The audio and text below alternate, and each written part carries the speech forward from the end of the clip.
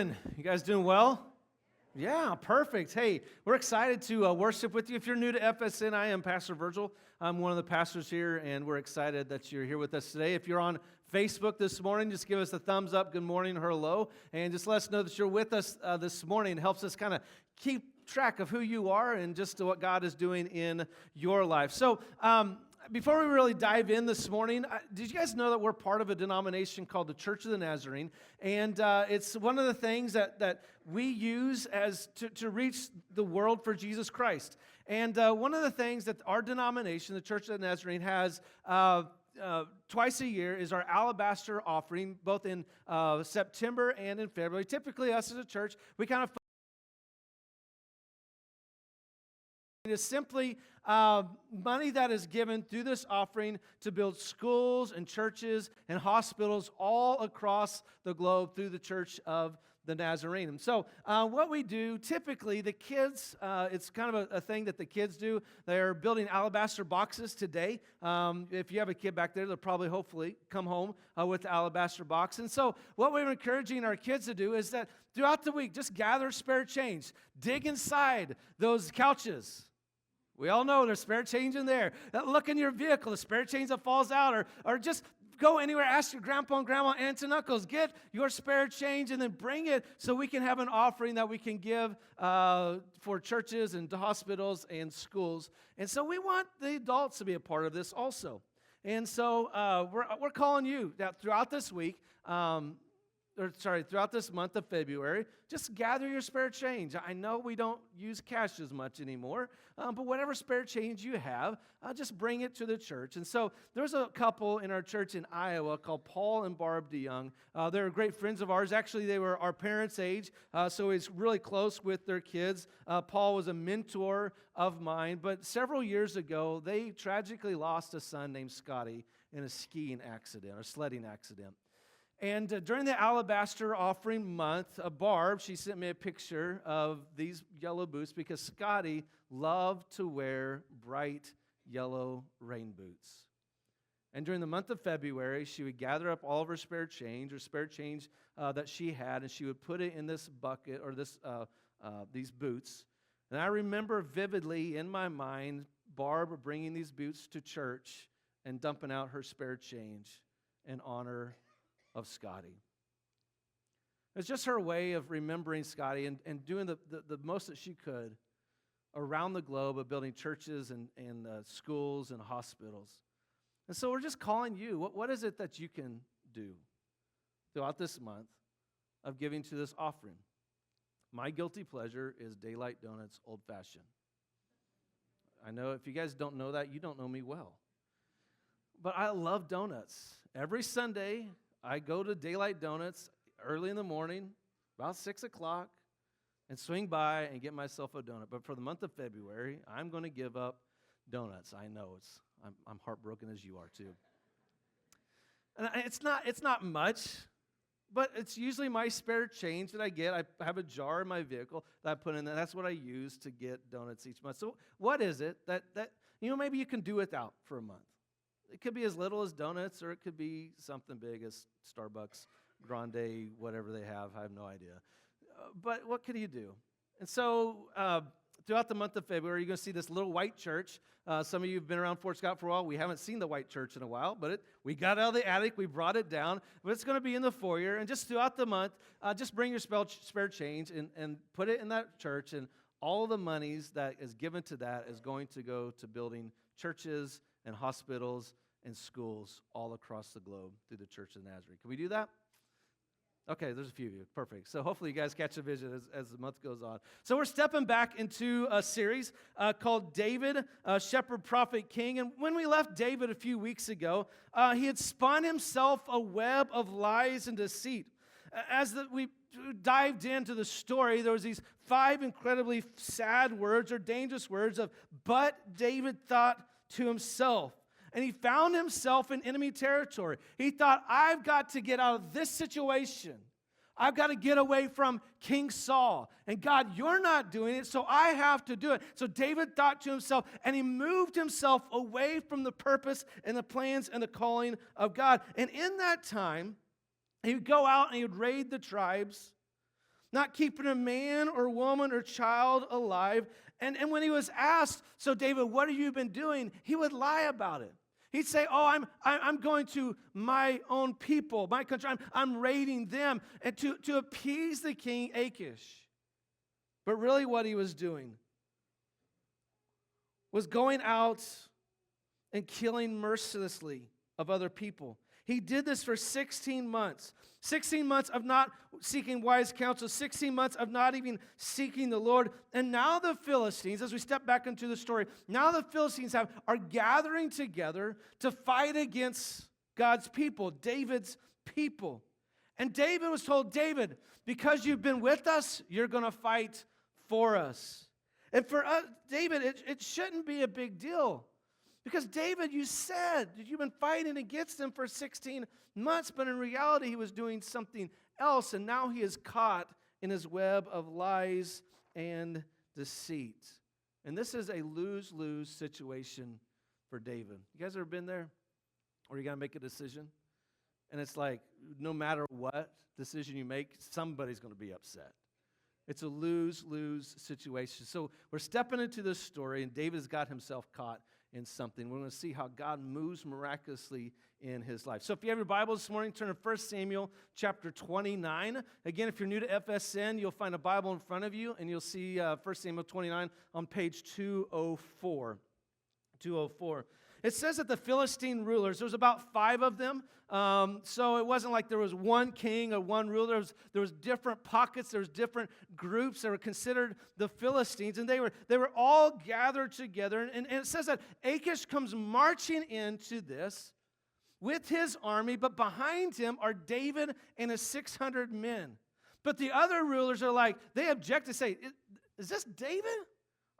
Are you sure that this is the guy we want fighting for us? And Achish says, hey, he's good. He's been with me for 16 months. He's proven himself. He is on our side. And so we're going to pick up the story on verse 4. So 1 Samuel 29, verse 4 says this, that the Philistine commanders were angry with Achish and said, send the man back that he may return to the place you assigned him. He must not go with us into battle, or he will turn against us during the fighting. How better could he regain his master's favor than by taking the heads of our own men? Isn't this David they sang about in their dances? Saul has slain his thousands, and David his tens of thousands. They're saying, hey, we have heard this song. Saul has slain his thousands, but David has slain his 10,000. So Achish, you know those 10,000 are us. It was our guys that David was fighting against. And you say that he's on our side? Dude, are you joking? What better way for him to regain favor than to fight against us? So Saul is going to be fighting in the front, and David's going to be fighting in the back. We cannot have this happen. Verse 6, so Achish called David and said to him, as surely as the Lord lives, you have been reliable, and I would be pleased to have you serve with me in the army. From the day you came to me until today, I have found no fault in you, but the rulers don't approve of you. Now turn back, go in peace, do nothing to displease the Philistine rulers. David has done such a good job of spinning this web of lies and deceit that Achish believes that David is on his side. But watch how David responds. But what have I done? Asked David. What have you found against your servant from the day that I came to you until now? Why can't I go and fight against the enemies of my Lord and King? Did you catch that? David, once in his life, as we study him, he said, God, I want to fight for you, my Lord and King. And now he's saying to Achish, I want to fight against your enemies, my Lord and King, little lowercase. So what has this last 16 months done to David? What's going through his mind? What's going through his life? What compromise has he made in his life that now his heart is set on pleasing Achish, lowercase Lord and King? And you would think that David would be relieved. Man, now I can finally escape this web of lies. I don't really have to go and fight against my own people. And think of David's own men. They're thinking, as they're marching with the Philistines, how are we going to get out of this? And I think for David, up to this point in his life, he's totally lost. He's lost his calling. He's lost his purpose.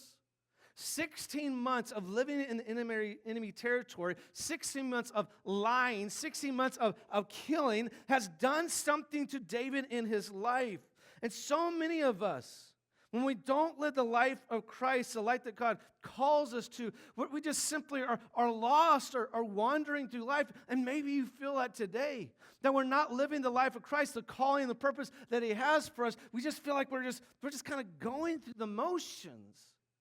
And that's where David is at. And Achish answered, verse 9, I know that you have been as pleased in my eyes as the angel of God. Nevertheless, the Philistine commanders have said, he must not go up with us into battle. Now get up early, along with your master's servants, who have come with you, and leave in the morning as soon as it is light. So David and his men got up early in the morning to go back to the land of the Philistines, and the Philistines went up to Jezreel. So he's going up to Jezreel to fight the Israelites. But did you see that? That the only mention of God in this whole story is the enemy king. And have you ever wondered, maybe in your life or maybe somebody else's life, that hopefully they've hit rock bottom. They're the lowest that they can go. But to soon realize that life can just get a little bit worse. Like there's another rung on the ladder, or there's another steps down to that you think that I have hit rock bottom, and then you realize there's so much more that I can do. And for David, we're going to see this. But before we go on, I want us to identify that God is still working in David's life. God is still speaking. God is still moving in David's life. In the midst of his sinful choices, God still has a purpose and a plan. We see this again a few weeks ago when we talked about that David was on the run for his life, and Saul and his army were coming around the bend, and they were about ready to capture David and his men. And then there's a report that the Philistines were at the boundaries, and they were about ready to attack. And so Saul had to turn around, and God miraculously rescued David and his life. We see this again. That God provides a way for David out of this. Despite his sin, despite his choices, despite the things that he's going through. And for us in our lives, that when sin is at our doorstep, when temptation is coming, there is a promise, as Paul wrote in 1 Corinthians 10, no temptation has overtaken you except what is common to mankind, and God is faithful. He will not let you be tempted beyond what you can bear. But when you are tempted, He will provide a way out so that you can endure it. And so for you and for me in our lives, despite the webs of lies and deceit that maybe we have spun, God still gives us a way out. God can redirect our lives. He can give us back our purpose and our plans. And we see that God uses the enemy rulers to remind David of what God has done. Isn't this the guy that they sang about? Saul's killed his thousands, but David's killed his tens of thousands. The enemies are reminding David, this is what God has done. And even Achish, in a roundabout way, saying, David, God has continued to work through you. And God often uses creative and unexpected ways to draw us back to Him.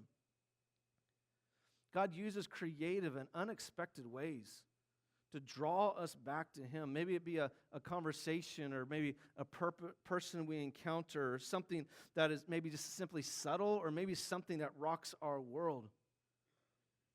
For you and for me, how many times do we need to be reminded of what God has done and what God is doing, despite the mess that you and I make of our lives at times, despite the webs that God has given us a way out, and He's directed us towards Him. Let me tell you, I can look back at my life when Bonehead Virgil was doing some dumb stuff. And I was walking a path that I knew that wasn't right, but I wanted to do it my own way. And God made a roadblock in my life to redirect me to a different path. Let me tell you, if I continued on that path, I guarantee you my journey would not lead me to here today. I wouldn't be standing in front of you. But God put a roadblock, and I think you can look back at your life and you can see God working in ways that are very creative or unexpected, that He redirects you away from things that He knows that's not good for you, the path that He does not have. And how many times have we seen God use our brokenness and our messes of life to make something incredible, to see Him work when we didn't even realize it? Or maybe for some of us who aren't walking with Jesus today, can I tell you, God's working in your life. You may not realize it, you may not see it, but God is working in your life. And maybe some of the frustrations you're experiencing today is God saying, come to me. There's a relationship I want to have with you, and there is no limit to what God can do in all of His creativity and resources to speak to you. And just like in David's story, if God can use a person who was his enemy to bring him back to the grace and the mercy in his life, God will do that for you too. And so remember this thought that how could life get worse for David? He's turning back towards home. It's a 60-mile journey. It's about a 3-day journey. But I want you to watch what they discover when they get there. So 1 Samuel 30, verse 1. And David and his men reached Ziklag on the 3rd day. Now the Amalekites had raided the Negev and Ziklag, and they had attacked Ziklag, and they burned it. They had taken captive the women and everyone else in it, both young and old. They killed none of them, but carried them off as they went on their way. When David and his men reached Ziklag, they found it destroyed by fire, and their wives, their sons, and their daughters were captives. So David and his men wept aloud until they had no strength left to weep. I don't know if you've been there. I've been there a couple of times in my life where I'm so overcome with sorrow that that can't even weep anymore. There's no more strength. And that's where they were at. David's wives had been captured, and we'll just say of Jezreel and Abigail, the widow of Nabal of Carmel. And David was greatly distressed, watch this, because the men were talking of stoning him. Each one was bitter in spirit because his sons and daughters. But David, watch this, but David found strength in the Lord his God. And we're going to unpack that a little bit later. For David, everything has been taken away. This is rock bottom. His home, his city, his wives, the wives and children of his men, everything he owned, even his leadership with his men had been taken away. For the men, the horror of realizing that your women and children were taken alive. And there's only 2 reasons why women and children would be taken alive. One was to be slaves or to be sold into slavery. And the second reason is to be used and abused in ways that you don't even want your mind to go. It says that they wept bitterly to the point where they couldn't weep anymore. And then their weeping turns to rage. Rage against David. Because of David and his leadership is why we're here today. Because of David and the lies and the deceit is why we're here today. We don't want to have anything to do with David anymore, so we are going to stone him. It was a reminder of me this week that we have to be careful who we allow to lead us. You and me as followers of Christ, we have to be careful who we allow to lead us. And we know that our hope is not found in a leader or a government. Our hope is found in Jesus Christ and Jesus Christ alone. We may disagree, we may discuss all of these things. Our hope is not found in them. Our hope is found in Jesus. So you and me, we have to be careful who we allow to lead us. And we don't find a darker picture of despair in David's life than we find right here. You see, if we live a lifestyle long enough, that lifestyle will live in us. If we live a lifestyle long enough, that lifestyle will live in us. If we flirt with sin long enough, it's not just something that we do, it's something we're becoming. It's not something that we can just simply toy with, because eventually it'll get its hooks in us. For David, he was a raider. He raided the villages against the Amalekites and the tribes. Remember, he said that he was attacking the people of Judah, but actually it was the Amalekites. And so right there in verse 1, I just simply want you to write down 1 Samuel 27, 8 and 9. We see David's deceit. We see his lie. He was actually attacking the Amalekites. And what was he doing in those villages? He was destroying everything, including the people. And the irony is the Amalekites didn't treat David the way that David treated them. He killed everyone, but at least they kept the people alive. And David wasn't being the warrior that God had called him to. He wasn't living his calling. He was just simply being a pirate, pillaging, stealing, and killing. And now the tables have been turned on him, and the favor is returned, but at least the Amalekites spared the women and the children. For 16 months, David lived this lifestyle. And now this lifestyle has come back on him. He raided villages. He took all the stuff. Now his village was raided, and all of his stuff was taken. I want to say it doesn't take long for us to live a certain way before it becomes who we are. It doesn't take long for us, for the sin in our lives to settle within us. Lao Tzu, he puts it this way. He says, watch your thoughts, they become your words. Watch your words, they become your actions. Watch your actions, they become your habits. Watch your habits, they become your character. Watch your character, it becomes your destiny. He echoes what Proverbs 37 says. For as he thinks within himself, so he is. It doesn't take long for us to think a certain way before we begin to act a certain way. It doesn't take long for us to compromise in our sins and begin to live in our sin. And when we hear lifestyle, automatically our minds go to our sexuality. But it goes way deeper than that. It goes to our thoughts about ourselves and about other people. It's about maybe our unhealthy relationship with either alcohol or possibly food. Maybe even our attitude and our intentions towards God. If we choose to live a certain way long enough, we become that thing. And Craig Rochelle, he said this often. He says, our life is always moving in the direction of our strongest thought. So what's your strongest thought? What consumes your mind? What is that thing that you think about when you get up in the morning? What is that thing? Let me tell you, your strongest thought is the direction that your life is headed. So our lifestyle, if we live a lifestyle long enough, it becomes who we are. And for David, with this compromise, he thought to himself, I know what I can do to get rid of this problem. And he lived in the land of the enemies. He was raiding and pillaging and killing.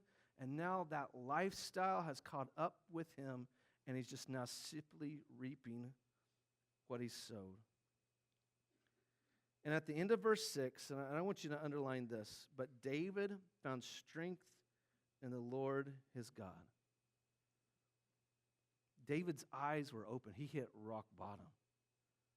All hope was gone, and the only thing he could turn to was the Lord. You see, God can't fill us until we're emptied. God can't fill you and me until we're empty. David had lost everything in order to realize that God was all he needed. The last few chapters of David's life, it's all been about David. What David can do, how he can get out of this situation, how David can preserve himself and his lifestyle. David is living outside the will of God, not surrounding himself with the people of God. He isn't out seeking wise counsel or seeking the Lord's leadership. And now he is left with nothing. He is empty. His home is gone. His excuse me. His wife is gone. His position is gone. His leadership is gone. David has nothing. And it's then and only then that God can step into David's life and restore him and fill him. And for you and me, our life cannot be filled with the Spirit of God if we do not empty ourselves of who we are. When you and I, we talk about this often here at FSN, when we surrender, when we say yes to Jesus, it means that we surrender everything about ourselves. Who we are and what we do. It's only then that the Holy Spirit can come and fill our lives. Let me tell you, my life, my kingdom is not big enough for two kings. I can't be king and Jesus can't be king. Somebody's got to step aside. I have to step aside my desires to be king of my life so that Jesus Christ can be king of my life. I have to let go of control. I have to let go of things that I want in order for Jesus to fill me of what he wants. It's a life of surrender. I surrender me to gain the most important thing. And I want you to watch what's next.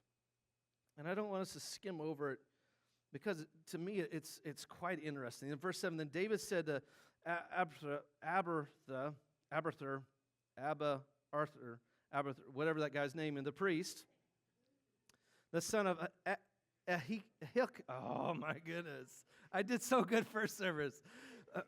Bring me the ephod, and Abiathar brought it to him. And David inquired of the Lord, shall I pursue this raiding party? Will I overtake them? Pursue them, he said. This is the priest. Pursue them, he answered. You will certainly overtake them and succeed in the rescue. I want us to get this. David has the priest of God and the ephod with him. 16 months. The priest of God and the ephod was with him. And you're probably asking, what in the world is the ephod? I'm glad you asked because I'm a very visual person. I have a picture of an ephod here. And so the ephod is kind of like an apron. It's like this very bright colored. There's a lot of different. So in Exodus chapter 28, if you want to study it, you'll find the ephod in Exodus chapter 28. And on the ephod, there's be this breastplate. And you see that there's 12 stones. Those 12 stones represent the 12 tribes of Israel. Each tribe had a different stone. And underneath this breastplate would have been two other plates. Don't ask me how to pronounce them because they're really hard words. You already saw how bad I am at English. And so, but there's this breastplate that's behind them. And so David said, give me the priest. He's going to put on the ephod. I'm going to inquire of the Lord. His question is this: shall I pursue the raiding party? Will I overcome them? And the priest would reach into this breastplate and he would remove one of those plates. And it would either be like a yes or no answer. So this is really bad, but it's kind of like an 8-ball. Should I date this dude? Lose him. Okay, that's what I think. Anyway, so when it comes to my daughters and the young ladies in this church, so be wise in the people you date. Anyway, so he would take that out, and it was the plate that said, yes, go and pursue them. You will certainly overtake them and succeed in the rescue. And we're thinking, David, you've lost everything. Your wives and your children are gone. This is probably not the time to pray about it. I would think that, remember, David's surrounded by warriors. His men have lost everything. They're probably like, David, let's go. Let's go get our wives and our children. Let's go get our stuff. But David's like, wait a second, guys. Let me pray about this first. And we're thinking, what? You think of all things. This is probably not something we should be praying for. But I think it shows us where David is at. He has gotten to the place that I'm not doing anything without God. In my life, I have to seek God before I do anything. So I just want you to imagine for a second that I was coming home from work one day, and as I was coming down the old highway, I saw this pillar of smoke, and I turned on 250th, and I noticed my house is on fire. And I'm like, what in the world is going on? And I come in, and and one of my neighbors is there, whether it be the Quarries or the Flanners or the Michaels or the Herds or the Lowrys or the Booties or the Marshes or the Arnolds. I got a lot of neighbors that go to church here, so I make sure I cover all of them. But they said, hey, there was these guys that came in this white van. They took Lisa, Trenton, and Hannah. We thought it was the staff playing a joke on you until they set fire to your house. And they're like, these guys were serious. And I'm like, what? So I'm getting on my 2004 Ford Explorer, and I am pursuing those guys. My inner Liam Nelson is coming. I don't know who you are. I don't know what you want, but I will find you, and I will kill you. You know, that would come out, and you think, David, is this not like, if there's ever a time to pursue him, David's like, no, wait. I don't want to do anything. He is so emptied of himself. He doesn't want to take another step without God. You see, true surrender is submitting to God both who we are and where we are going. We talked about this a couple weeks ago, this I do moment in the marriage ceremony. I commit to you for the rest of my life. I surrender everything to be part of this relationship.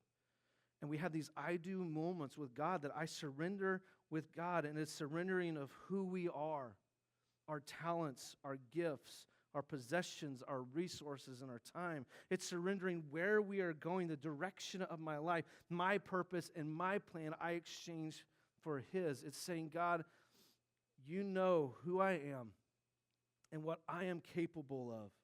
God, I give that to you. I surrender all of that to you.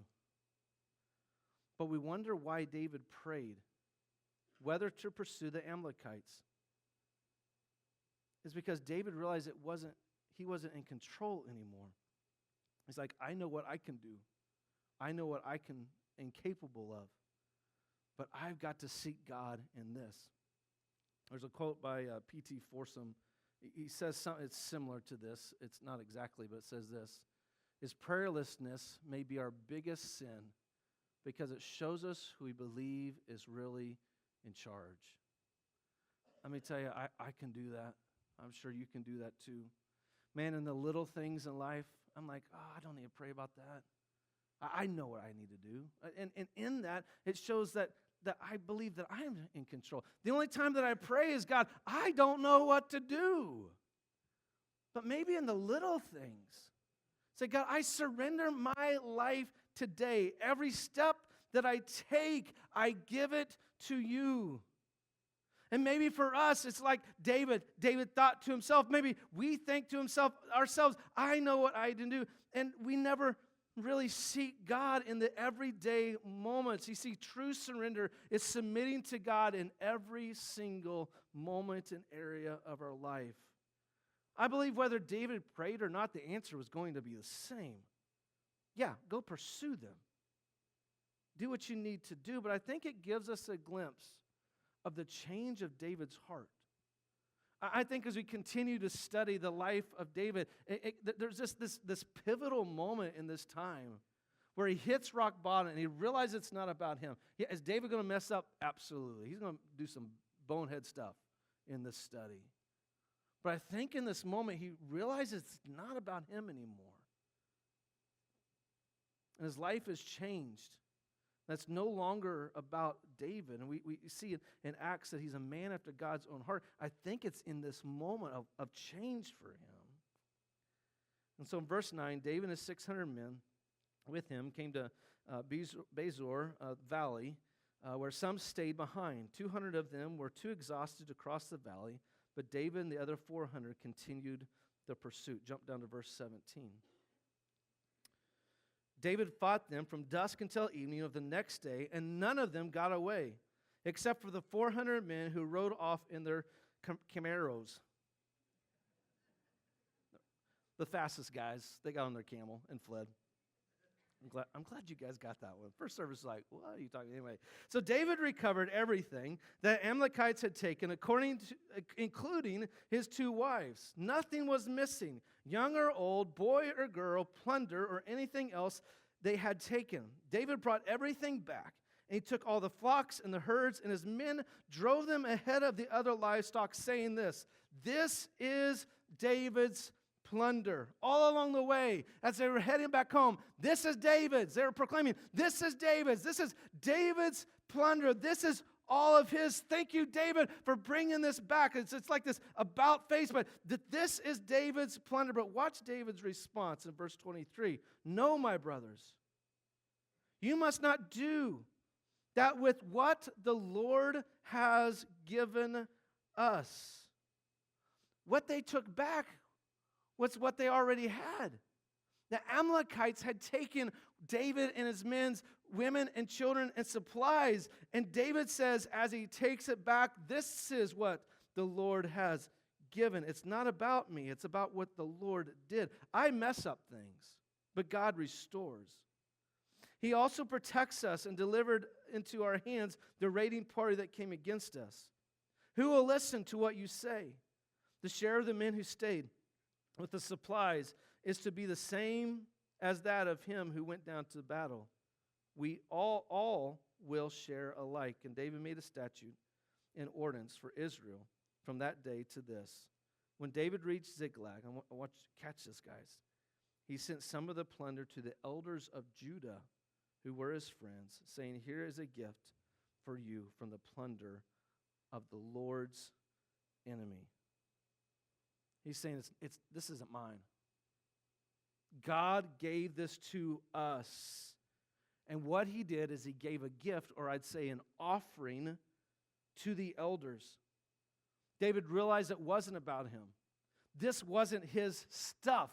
All of this was God's stuff, and so he wants to bless other people. He gives a portion. He gives a gift to the elders, the spiritual leaders of Judah. And I think this it just kind of leads into this, is that I think it's why it's so important for us as a ministry, as a church, and as people of God to understand that everything that we have that's been given to us is not ours, but it's God's. In order for us to have our priorities correct and right, that we don't allow our greedy hearts to guide us, we give a portion back to what God has given to us. That's why we say thank you for what you give to FSN. It allows us to do the ministry in this community that God is calling us to. We're just simply giving a portion of what God has blessed us. That's why Lisa and I, we give to this ministry, because we see God move, and we want to speak to our greedy hearts, because remember, our hearts can be deceitful above all things. And if we don't speak to our hearts are going to be speaking to us. And so in a way for us to speak to our greedy hearts, it says it's not about us. We're going to give generously. So whether it be in the offering or the gifts that we give, or maybe even just the alabaster spare change, we give what God gives back to us. And there's a line right in the middle of chapter 30 that I want us to go back to, is this: David found strength in the Lord his God. Despite all that David had done, walking his own path, making a mess of his own life, he gets to the end of himself, and he wakes up, and the only thing he has is to find strength in God. My help only comes from God, and it's him and him alone. And so the question that I have for you and for me in my life today is how do we find strength in God? It's through the prayer of surrender. We have to get to the end of ourselves. We have to empty ourselves of who we are and where we are going in order to find strength in who God has called us to be. So we have to get to the end of ourselves. There's an old movie out there that some of you may know as soon as I say the title. It's The Wizard of Oz. Of course you've seen it. You're from Kansas. It's like the national Kansas movie. Anyway, so if you haven't seen the movie, which I'm shocked if you haven't, The Wizard of Oz is about this young girl named Dorothy and her dog Toto that's been swept away with this tornado, and she lands in the land of Oz. And throughout this whole movie, she's trying to find a way back home. Along this journey, she meets several different people. The Munchkins, follow the yellow brick road, follow the And thank you. And so, sorry, I lost my train of thought. The Munchkins, the Scarecrow, and the Tin Man, and the Cowardly Lion. Throughout this journey, she's following the yellow brick road. And I think for many of us that we have this journey through life, and there's different types of people that we meet throughout this journey. And there's good times, and there's bad times on this journey. And Dorothy encounters bad times. She encounters the witch. She encounters the scariest scene of all the movies, the flying monkeys. I still have nightmares about that. And the poisonous poppy seeds. All along the way, she's like, I'm trying to get back home. And then she meets the wizard. The wizard says, I know the way back home. But she doesn't get back home. And at the end of the movie, we see Glinda, the good witch, oxymoron, I know, but the good witch says, Dorothy, you've had the way back home the whole time. It was through her what? Her shoes, her ruby shoes. Glinda says, you've had them with you the whole time. All you have to do is click them. I'm not going to embarrass myself. Okay, 1, 2, 3. There's no place like home. There's no place like home. A movie that's almost 2 hours should have lasted about 6 minutes. Because she had them the whole time. But guys, you know, in life's journey, we're seeking so much. We're seeking purpose and meaning and calling in our life. But it's until we realize that God is all we have and He's already there. He's all that we need. He's been there the whole time. We don't have to get to the end of our rope. We don't have to get to rock bottom to realize that God is all that we have. Today we could say, God, I surrender everything. You're all that I need. He's been there the whole time. Because here's the interesting thing for me in this story is the priest of God and ephod was with David for 16 months. God was already there working in David's life. But he chose to walk his own path. And I think for so many of us, we choose to walk our own path. And God is right there speaking to us. Surrender your life because He is all that we need. So Christian, so many times we can walk our own path, do our own thing, make a mess of our life, kind of fill ourselves with us. And God says, surrender your life to me. Maybe you've done that before. Maybe it's today that God reminds you, I am right here. You're all that I need. Or maybe for many of us, this is the first time that we realize that God is calling us into a relationship. And we're wandering through life, and there's so many frustrations, and maybe it's God putting these roadblocks in our way to lead us back to Him. God is all that we need. When we surrender, empty ourselves of who we are and where we are going, God gives us the most incredible relationship, the calling, the purpose, the plan, the fulfillment that all humanity, I believe, is seeking is through Jesus Christ. And so, God, this morning, God, I thank you for who you are. And I'm thankful for this story of David because I can see myself in David and his life because I can weave a web of lies and deceits. I can make a mess. I can break the hearts of people that I love. But God, you restore him. Unfortunately for David, it was at rock bottom at the end. But God, you're calling us today. We don't have to hit rock bottom. You've been there the whole time, drawing us, speaking to us. And so, God, I just pray that today, that every single moment of every single day, that we say, God, I surrender my life to you, my purpose, my plan, and my will.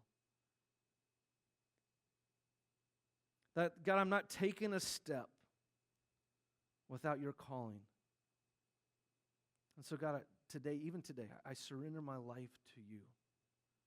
I give my life to you. And family, if that's you today, I just encourage you to cry out to God, God, I give it again. God, remind me of who you are. Remind me of my calling. Remind me of my purpose. Or maybe there's some of us today that have never said yes to Jesus. That he offers us the forgiveness that transforms our life. And when we have to empty ourselves in order for his Spirit to live in us, to live that calling and that purpose. And if that's you today, I just encourage you to say, God, forgive me. God, I give my life. I give myself. I give my ways over to you. God, may I receive the fulfillment of life that I know that you can give. If that's you today, I just encourage you to continue. Come speak to one of the pastors. We just want to have a conversation with you about what it means to say yes to Jesus. So God, today, I thank you for your truth. Lord, I thank you that, God, when I choose to do my own thing, God, you lead me back into relationship. Even if it's difficult, I thank you, Father. So God, be with us today. May we honor and glorify and praise your name. In Jesus' name.